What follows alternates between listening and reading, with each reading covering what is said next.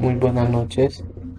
En esta exposición vamos a hablar de cuáles son las funciones integradoras del cerebro.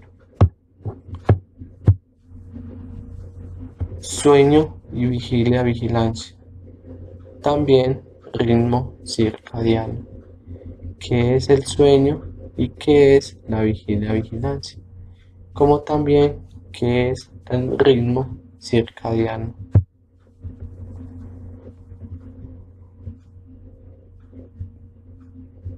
¿Qué es la vigilancia? Es la acción de estar despierto o en vela. Se trata, en este sentido, de un estado de conciencia a que antecede el sueño. Por extensión, se conoce como vigilia al día o a los momentos que anteceden u ocasionan una cierta cosa. También puede ser el trabajo intelectual que se desarrolla de noche o la obra producida de esta manera.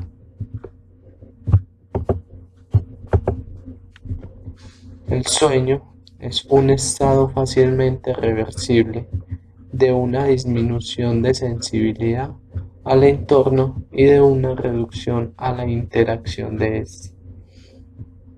Algunas funciones corporales se ajustan al ritmo circadiano, circa aproximadamente, y de la palabra 10 que significa día. Según observaciones del comportamiento, son postura estereotipada de descanso, ausencia o disminución de movimientos corporales voluntarios, escasa respuesta a los estímulos externos, duración limitada y reversibilidad del estado, búsqueda de un lugar seguro y tranquilo para dormir. Sueño, estado en que la función del SNC cambia sus parámetros habituales del funcionamiento. Respecto al sueño se establecen diferencias fenomenológicas, hábitos y lugares, distribución y duración. Durante la vigilia, el electroencefalograma de una persona normal muestra dos patrones básicos de actividad. Son la actividad alfa y la actividad beta.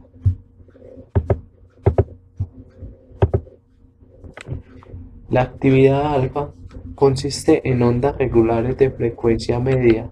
El cerebro genera esta actividad cuando una persona descansa tranquilamente, cuando no está alerta ni particularmente alterada.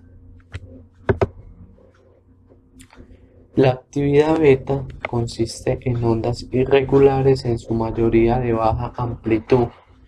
El cerebro genera esta actividad cuando una persona está en alerta y presta atención a lo que pasa en el entorno, y también realiza una intensa actividad mental.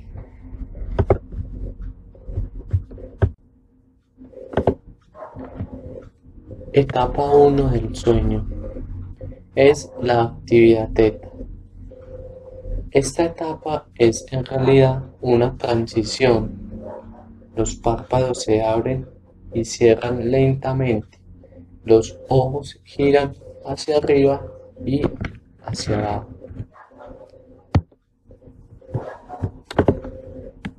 Etapa 2 del sueño. Actividad teta, uso del sueño y complejos K. Se reduce la sensibilidad cerebral a los impulsos sensoriales. Etapa 3 del sueño. Del 20 al 50%. Actividad delta de alta amplitud. Etapa 4 del sueño. Aproximadamente el 50% de la actividad delta. Aproximadamente 90 minutos después de haber iniciado el sueño y más o menos 45 minutos después del inicio de la etapa 4 del sueño, inicia la etapa del sueño MOR o REM. La persona prácticamente queda paralizada. Procesos fisiológicos durante el sueño: sistema endocrino, genitales, sistema inmunitario y sistema cardiovascular. Arquitectura del sueño. Sueño del adulto sano. Tras apagar la luz pasa cierto tiempo, menos de 30 minutos, hasta el inicio de la fase 1, latencia del sueño. La breve fase 1 deja paso a la fase 2 y esta al sueño delta. Tras una breve reaparición de la fase 2, se inicia la primera fase REM, latencia REM, que suele ser muy corta. Trastornos del sueño. Clasificación sindromática. Desórdenes primarios del sueño. Los desórdenes que entran en esta clasificación son todos aquellos síndromes en los que el síntoma principal es la alteración del sueño. Estos son de dos tipos: hipersomnias o exceso de sueño, insomnio o disminución del sueño. Parasomnias consiste en la aparición durante el sueño de conductas que consideran inadecuadas, por ejemplo, el sonambulismo, la enuresis, etc. Trastornos del sueño. Desórdenes secundarios del sueño. Estos desórdenes constituyen un síntoma secundario de otra entidad nosológica, como sería el caso de los disturbios del sueño o enfermedades psiquiátricas, neurológicas o endocrinas. Desórdenes que sufren una modificación durante el sueño. Son síndromes cuyos síntomas sufren una alteración durante el sueño, como sería el caso de las afecciones cardíacas, las úlceras y la epilepsia.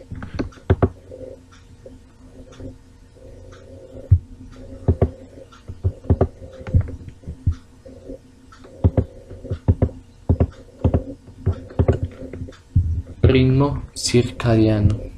El ritmo circadiano es un proceso fisiológico y de conducta diario de los animales vertebrados. Se le llama ritmo circadiano porque viene del latín circa, que significa en torno de, y 10 día. Por tal razón, un ritmo circadiano es aquel que comprende 24 horas aproximadamente. Para los científicos que estudian este fenómeno, la luz sirve como sincronizador, factor ambiental, como el ciclo luz-oscuridad, que ayuda a coordinar los ritmos biológicos en un periodo de tiempo de 24 horas. En los seres humanos, específicamente, el ritmo circadiano o periodo normal de inactividad comienza varias horas después de iniciar la parte oscura del ciclo del día y noche y persiste durante el periodo variable en la parte iluminada del ciclo. La característica principal de un trastorno en el ciclo del ritmo circadiano es la presencia persistente o recurrente de un patrón del sueño desestructurado que obedece a una alteración en el sistema de sueño-vigilia o una mala sincronización del mismo. Las personas con este trastorno pueden sufrir tanto de insomnio o de somnolencia en diferentes estadios del día. El ritmo circadiano está regulado por el hipotálamo, pequeña glándula en forma de protuberancia situada en la base del cerebro. Para ello, segrega una sustancia llamada corticotropina.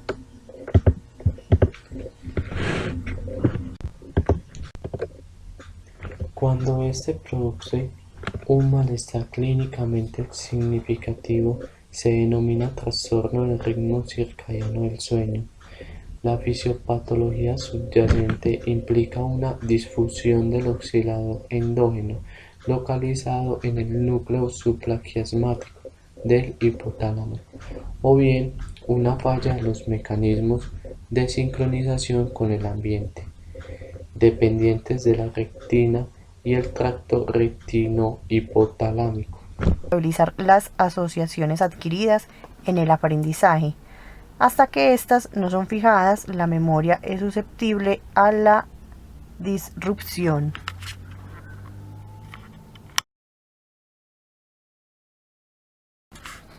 Por otro lado, se debe tener en cuenta que la memoria se manifiesta de diversas formas a través de múltiples sistemas, anatómica y funcionalmente diferenciados. Durante el periodo de consolidación de la información, la formación de una traza de memoria en un sistema cerebral puede ser modulada por la acción de otros sistemas naturales, que pueden tanto facilitaría como dificultaría en función de las condiciones del aprendizaje. De los diferentes sistemas biológicos y tratamientos que han demostrado su capacidad para modular la formación de la memoria, se ha podido comprobar que su periodo de acción se encuentra limitado a una ventana temporal después de la activación de la traza de la memoria.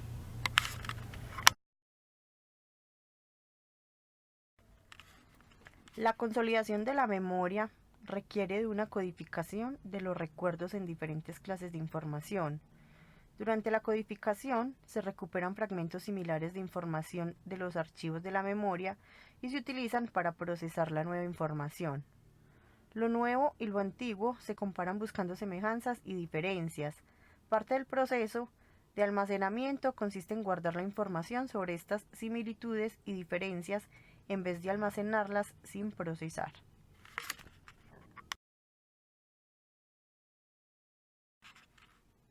Definición de aprendizaje y memoria según la psicología experimental.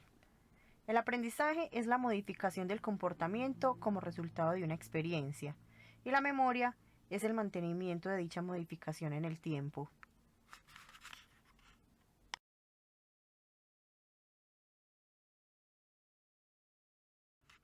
Definición de la evocación de la memoria. Proceso de recuperación de la información almacenada que permite que la modificación en el comportamiento se manifieste. En este cuadro podemos mirar que la fijación nos lleva a un mantenimiento de la percepción, una adquisición, de donde la adquisición nos lleva a una codificación, estructuración e integración. La conservación nos lleva a la consolidación y a una reconstrucción, y una evocación a una selección y a un recuerdo.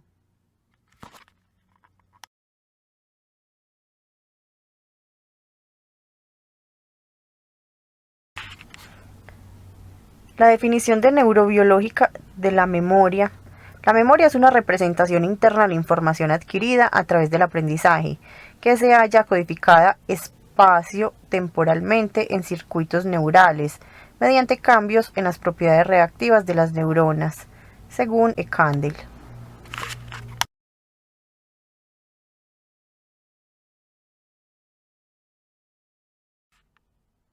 Evocación de la memoria. Es la reactivación de los circuitos que codifican la información. También vamos a hablar de la potenciación a largo plazo. Tras las siglas PLP, potenciación a largo plazo, se esconde uno de los principios subyacentes a estos dos procesos mencionados, memoria y aprendizaje. Vamos a averiguar lo que consiste. La memoria y el aprendizaje. Si uno se cuestiona sobre la memoria o el aprendizaje, pronto descubrimos que son procesos que en nuestro lenguaje están diferenciados, pero se presentan bastantes similitudes de base. Solemos denominar memoria a, por ejemplo, los recuerdos de nuestra infancia o a sabernos tantos números de teléfono de nuestro listín, Pero la memoria es un concepto que engloba muchos fenómenos. En cierto modo, se puede decir que la memoria y el aprendizaje son lo mismo, lo que el aprendizaje en el lenguaje común parece referir a saber o hacer cosas, mientras que la memoria parece referir a saber cosas que ocurrieron. Las distinciones se perciben más en el contenido del proceso que en su forma como tal.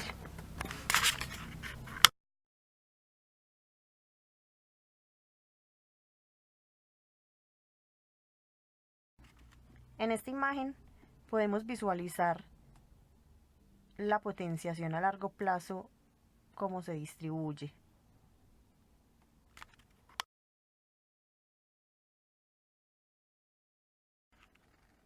La potenciación a largo plazo, si pensamos en memoria y aprendizaje y sabemos que subyace la potenciación a largo plazo, podemos deducir que esta debe implicar cambio a nuestras conexiones y fortalecimiento o mejoraría la de aquellas que unen fenómenos en nuestro cerebro.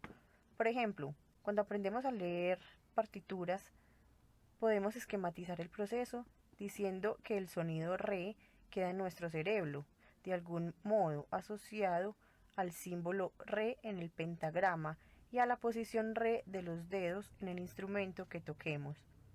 Al principio de nuestro aprendizaje nos cuesta recuperar o leer estas asociaciones, pero si persistimos, luego lo hacemos de corrido.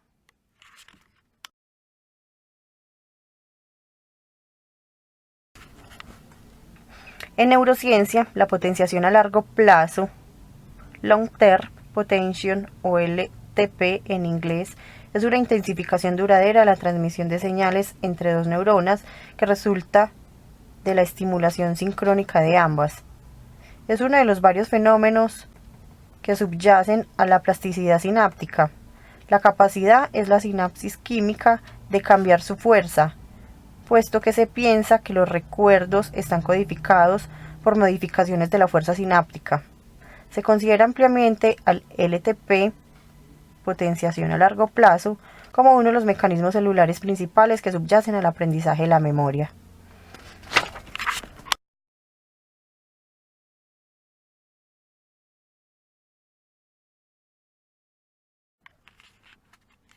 ¿Esta para qué sirve? Si pensamos en memoria de aprendizaje, sabemos que subyace la potenciación a largo plazo. Podemos deducir que esta debe implicar cambio de nuestras conexiones y fortalecimiento o mejoría de aquellas que une fenómenos de dos cerebros. ¿Para qué sirve? Si pensamos en memoria de aprendizaje, sabemos que subyace la potencia a largo plazo. Podemos decir que esta debe implicar cambio de nuestras conexiones y fortalecimiento o mejoría de aquellas que unen fenómenos en nuestro cerebro.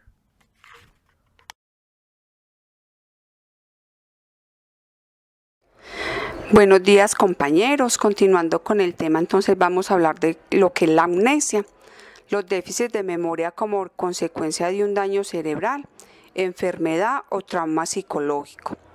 Si vemos los lóbulos temporales mediales y ellos llegasen a sufrir alguna lesión, puede producir una incapacidad para aprender nuevas cosas o una pérdida de los recuerdos previos a la lesión. En la amnesia retrógrada vamos a ver que es una incapacidad del sujeto para acceder a la información. En el lóbulo parietal izquierdo se destaca en la memoria verbal a corto plazo y en el lóbulo parietal derecho se destaca en la memoria no verbal a corto plazo. Su opuesto es la amnesia retrógrada, en la que se dificulta la memoria a largo plazo.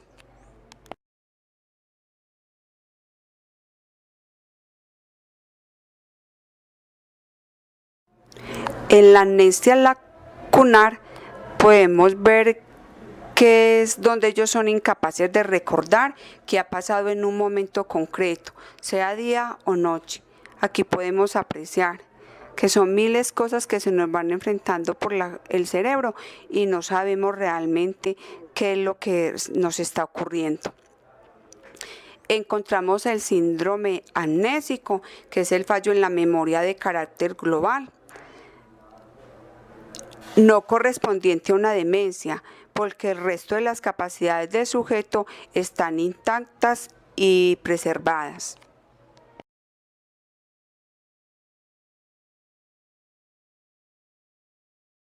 En la paramnesia vemos que este fenómeno se caracteriza por la falta de precisión a la hora de poner una persona. Este fenómeno, que seguro que es el lector el que habrá experimentado más de una vez, consiste en conocer y saber que ha estado con una persona o con un objeto. Resulta familiar, pero se da una incapacidad de poder recordar el nombre de esto. Vamos a hablar de paraprasias. Aquí se engloban los lazos que puede haber en la memoria del sujeto. Lo podemos apreciar acá en esta parte del cerebro. También hay una confabulación, que son los procedimientos por el cual el sujeto, ante la existencia de lagunas o en su memoria, la rellena con recuerdos falsos. Y en la pseudología fantástica hay recuerdos inventados por el propio sujeto, que éste llega a creerse por necesidades afectivas, y hay un recuerdo delirante, que es darle un significado nuevo a un recuerdo que tenemos en nuestra memoria. El síndrome de Korsakoff se caracteriza por un estado severo de confusión, amnesia, tanto retrógrada como anterógrada, y un estado emocional apático. La parte del encéfalo se ve afectada por dicho síndrome, que es el diencéfalo. Aquí encontramos el hemisferio cerebral, el cerebelo y el tronco encefálico completamente compuestos, limpios. Y vemos que la partecita que vemos de verde es el diencéfalo. Y ya dijimos que el diencéfalo es el que va a afectar el encéfalo. Está la fuga disociativa, que es una pérdida brusca y repentina de la identidad del sujeto. Podrá presentar amnesia retrógrada en mayor o menor grado. Y hay una personalidad múltiple, que son varias memorias de distintas personalidades de un mismo sujeto.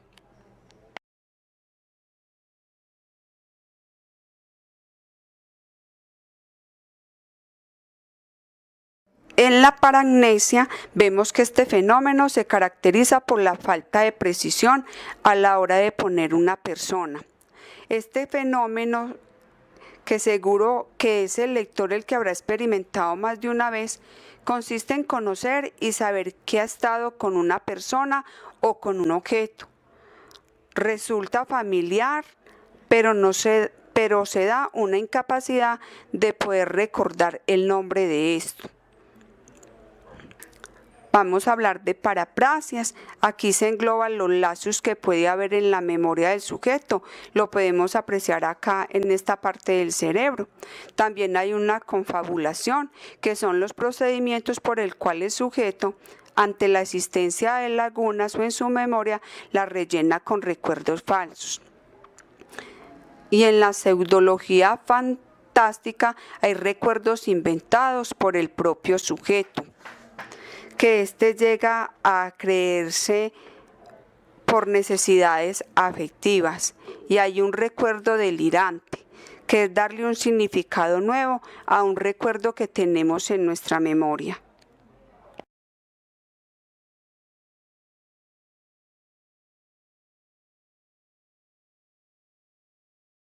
Vamos a hablar de la enfermedad del Parkinson. Vemos que en pacientes con enfermedad de Parkinson hay pacientes con déficit cognitivo aislados, y múltiples, tanto en los casos iniciales como en los del desarrollo. El de rendimiento cognitivo forma un abanico que se extiende desde la normalidad hasta los grados avanzados de demencia. La enfermedad del Parkinson la podemos considerar como una sustancia negra de células productoras de dopamina. Aquí las podemos ver en la parte del cerebro, las sustancias que pueden producir esta enfermedad. Se dice que en el paciente con enfermedad de Parkinson, del 20 al 60% de los pacientes acaban padeciendo una demencia clínica. La mayoría de los pacientes presentan déficit ejecutivo aislado o en combinaciones con otras alteraciones. Hay unas pruebas neurológicas, estas se hacen con estos pacientes, donde por lo regular se ve perdida lo que es la memoria, la atención, la percepción y la planificación de estrategias. Desde el principio del diagnóstico del cuadro, en pacientes aún no tratados con medicamentos, se pueden apreciar estos síntomas. Los factores de riesgo neurológicos de aparición de la demencia que se han descrito son la intensidad del declive cognitivo, el déficit frontal o ejecutivo y las alteraciones biopsicoespaciales. Las funciones cognitivas que se le alteran fundamentalmente en el paciente con Parkinson son alteraciones de la atención. Se observa un moderado enlentecimiento en el procesamiento de la información. Hay alteración de las funciones ejecutivas, que es la planificación, la autoevaluación y el plan de acción. En la memoria visual, en la alteración de la memoria tenemos la visual, que es la más frecuentemente disminuida. Por eso, debido a esto, hay trastornos visoespaciales. El enfermo muestra más dificultad para atender a canales multisensoriales, que se ve más que todo en el ver, oír o simultáneamente. Y encontramos también alteraciones del lenguaje. En estas alteraciones del lenguaje se describe déficit moderado en tareas de denominación, pero no en la presencia de trastornos graves a la comprensión, ni anormalidades parafásicas, características de la demencia corticales. Aprasia, pueden tener un rendimiento de las prasias peor que los sujetos control, siendo atribuido por la mayoría de los autores o disfunción frontal. Déjà vu es la falsa experiencia de recordar algo que en realidad es experimentado por primera vez. Y el jamais vu es una anomalía en la que ocurre justo todo lo contrario del déjà vu. El sujeto vivió una situación que vivió de verdad, pero que no le resulta familiar.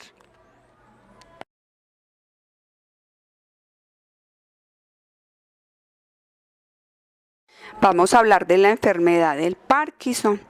Vemos que en pacientes con enfermedad de Parkinson hay pacientes con déficit cognitivo aislados, con déficit cognitivo aislado y múltiples, tanto en los casos iniciales como en los del desarrollo. El de rendimiento cognitivo forma un abanico que se extiende desde la normalidad hasta los grados avanzados de demencia. La enfermedad del Parkinson la podemos considerar como una sustancia negra de células productoras de dopamina. Aquí las podemos ver en la parte del cerebro, las sustancias que pueden producir esta enfermedad. Se dice que en el paciente con enfermedad de Parkinson, del 20 al 60% de los pacientes acaban padeciendo una demencia clínica. La mayoría de los pacientes presentan déficit ejecutivo aislado o en combinaciones con otras alteraciones. Hay unas pruebas neurológicas, estas se hacen con estos pacientes, donde por lo regular se ve perdida lo que es la memoria, la atención, la percepción y la planificación de estrategias. Desde el principio del diagnóstico del cuadro, en pacientes aún no tratados con medicamentos, se pueden apreciar estos síntomas. Los factores de riesgo neurológicos de aparición de la demencia que se han descrito son la intensidad del declive cognitivo, el déficit frontal o ejecutivo y las alteraciones biopsicoespaciales. Las funciones cognitivas que se le alteran fundamentalmente en el paciente con Parkinson son alteraciones de la atención. Se observa un moderado enlentecimiento en el procesamiento de la información. Hay alteración de las funciones ejecutivas, que es la planificación, la autoevaluación y el plan de acción. En la memoria visual, en la alteración de la memoria tenemos la visual, que es la más frecuentemente disminuida. Por eso, debido a esto, hay trastornos visoespaciales.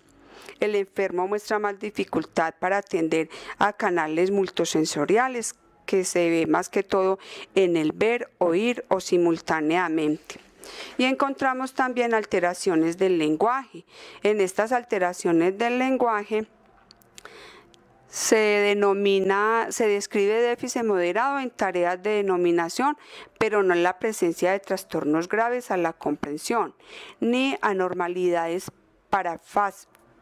parafásicas, características de la demencia corticales. Aprasia, pueden tener un rendimiento de las prasias peor que los sujetos control, siendo atribuido por la mayoría de los autores o disfunción frontal. Vamos a hablar entonces ahora de la enfermedad del Parkinson. Existen pacientes con déficits cognitivos aislados y múltiples, tanto en los casos iniciales como en los desarrollados. El rendimiento cognitivo forma un abanico que se extiende desde la normalidad hasta grados avanzados de demencia. Acá podemos observar en la enfermedad del Parkinson, vemos en el cerebro una sustancia negra, son unas células productoras de dopamina. Y se dice que de 20 al 60% de los pacientes acaban padeciendo una demencia clínicamente definida. En general, la alteración de las funciones ejecutivas se señalan como la disfunción cognitiva más característica. Hay unas pruebas neurológicas y en estas pruebas neurológicas se pueden ser detectados tales síntomas cognitivos deficitarios de forma muy leve, desde el principio del diagnóstico del cuadro en pacientes aún no tratados con medicamentos. Hay unos factores de riesgo neuropsicológicos que son la intensidad del declive cognitivo, el déficit frontal o ejecutivo y las alteraciones visoespaciales. Las funciones cognitivas que se alteran fundamentalmente son la atención. Se observa moderado enlentecimiento en el proceso de la información. Hay alteraciones de las funciones ejecutivas, o sea, la planificación y la definición de objetivos. La puesta del plan de acción, toma de decisiones para modificar los planes.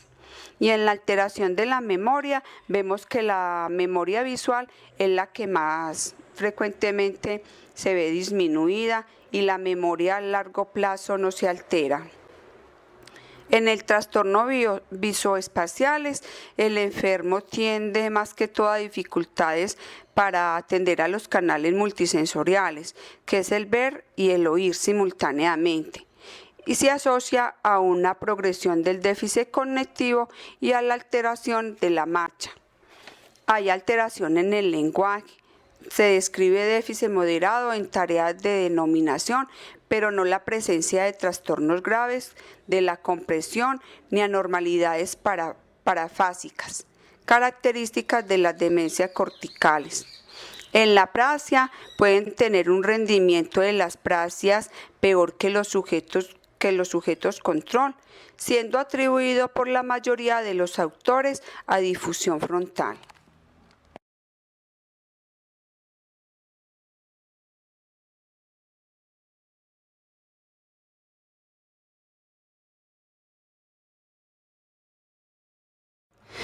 La enfermedad de Alzheimer es una demencia debido a una enfermedad degenerativa cerebral primaria de etiología desconocida y que presenta rasgos neuropatológicos y neuroquímicos característicos. Acá podemos apreciar la enfermedad del Alzheimer. Vemos el tamaño del cerebro completamente sano y donde tenemos el Alzheimer está encogido el cerebro con dicha enfermedad. Las neuronas se mueren las neuronas con enredos. Vemos que hay unas ciertas placas degenerativas manchadas. Vemos que la corteza de la neurona está completamente obstruida y en las neuronas sanas las vemos claras y hay como una especie de secuencia. Se puede considerar varias fases de distinta duración y de diferente intensidad. En la primera fase vemos que el estadio es leve y es de 2 a 4 años. El enfermo manifiesta claramente los trastornos de la memoria, especialmente en la memoria para los hechos recientes. Tiene episodios de desorientación espacio-temporal, o sea que no sabe dónde está, cómo está, se pierde. Comete muchos errores en las labores de tipo que antes él dominaba. En la segunda fase vemos que la demencia es moderada y es de 2 a 10 años. La demencia reciente está totalmente alterada en todos los componentes. Registrar, almacenar y recuperar información y poco a poco se va deteriorando la memoria a largo plazo. En la fase 3 vemos que la demencia es profunda, con pérdida casi completa de memoria, pensamiento y juicio, pérdida del lenguaje, que es la afasia, el conocimiento, que es la agnosia, y de la ejecución de movimientos intencionados, que es la aprasia. El estado casi vegetativo del paciente le hace totalmente dependiente y el fallecimiento ocurre hacia los 8 o 12 años después del diagnóstico, aunque existen casos de evolución rápida, de 2 a 3 años y otros muy lentos hasta 20 años. En esta última fase hay alteraciones motoras graves, donde el enfermo por lo general se ve postrado en una cama y hay mucha pérdida neurológica. Entonces acá podemos apreciar el Alzheimer. Vemos un cerebro completamente normal, unas neuronas completamente completas, y en la otra parte donde encontramos el cerebro con la sección del Alzheimer vemos que hay placas amiloides. Mire que ya el cerebro se nos va esparciendo completamente. Hay neurofibriales en los ovillos, que ocurre más que todo en las neuronas. Vemos las mismas plaquitas y la parte de la neurona se nos va ramificando. Mire que podemos observar que hay como ciertas ramitas en las neuronas, más pronunciadas que en el cerebro normal. Muchísimas gracias. Vamos entonces a hablar ahora de la enfermedad del Alzheimer. Es una demencia debido a una enfermedad degenerativa cerebral primaria de etiología desconocida y que presenta rasgos neuropatológicos y neuroquímicos características. Si podemos observar acá, vamos a ver que hay un cerebro completamente sano y que donde tenemos la enfermedad del Alzheimer, el cerebro se ve encogido. Hay unas neuronas que mueren con enredos, vemos unas placas negras y en las placas negras vemos como una especie de corteza desgastada. En donde encontramos la neurona sana vemos que la corteza no es tan pronunciada, es de un color más claro y podemos apreciar que se encuentran ciertas secuencias a su alrededor. Entonces la demencia es un síndrome debido a una enfermedad del cerebro, generalmente de naturaleza crónica o progresiva. Y en esta podemos encontrar varias fases. En la primera fase vamos a ver que el estadio es leve, de 2 a 4 años.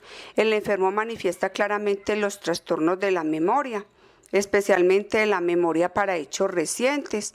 No sabe dónde está, cómo está, qué hace, se pierde, comete errores en labores de todo tipo que antes él dominaba. En la segunda fase vamos a ver que es una demencia moderada, es de 2 a 10 años. La memoria recientemente está totalmente alterada en todos los componentes, o sea, registrar, almacenar y recuperar la información. Lo aprendido y lo vivido en pasados, incluidos los elementos relacionados con la familia, se inicia y se van agravando los trastornos del lenguaje, la comprensión, la expresión y la creación de neologismo. En la tercera fase vemos una demencia profunda con pérdida casi completa de memoria, pensamientos y juicios, pérdida del lenguaje que es la afasia, del conocimiento que es la agnosia y de la ejecución de movimientos intencionados que es la aprasia. El estado casi vegetativo del paciente se hace totalmente dependiente. El fallecimiento ocurre entre 8 y 12 años después del diagnóstico, aunque existen casos de evolución rápida, pueden ser de 2 a 3 años, y otros muy lenta que puede ser hasta 20 años. En esta última fase hay alteraciones motoras graves y el enfermo está postrado en cama y está perdida completamente las neuronas, un desgaste neurológico completamente.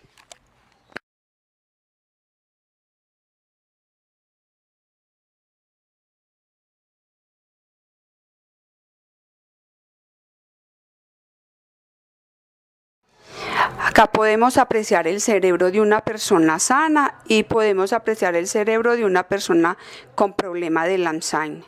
Vemos que el cerebro en una persona sana está completamente ajustado y comprimido. Las neuronas se ven claras, asociadas, mientras que en el cerebro de la persona enferma vemos que las neuronas se encuentran con ciertos movimientos amplios y hay unas placas amiloides y vemos unos ovillos neurofibriales, que son estas manchitas, y en las neuronas podemos apreciar que hay ciertas ramificaciones con mayor intensidad y en las mismas neuronas hay unas manchas más profundas. Muchas gracias. Pues entonces aquí podemos apreciar el cerebro. El cerebro vamos a diferenciar el cerebro normal. Vemos que el cerebro normal está completamente comprimido. Lo vemos con cierto grado de fortalecimiento. La parte de las neuronas las vemos completas, están limpias. Y en el cerebro de la personita que tiene Alzheimer vamos a ver que hay un desplazamiento cerebral. Aquí lo podemos apreciar. En la parte neurológica vamos a encontrar unas placas amiloides, son las que podemos ir apreciando que se encuentran como de colorcito negro, y también pueden ser estas que vienen acá en la parte de los ovillos neurofibriales. Vemos que hay una ramificación más extensa y que hay ciertos punticos más pronunciados. Muchas gracias.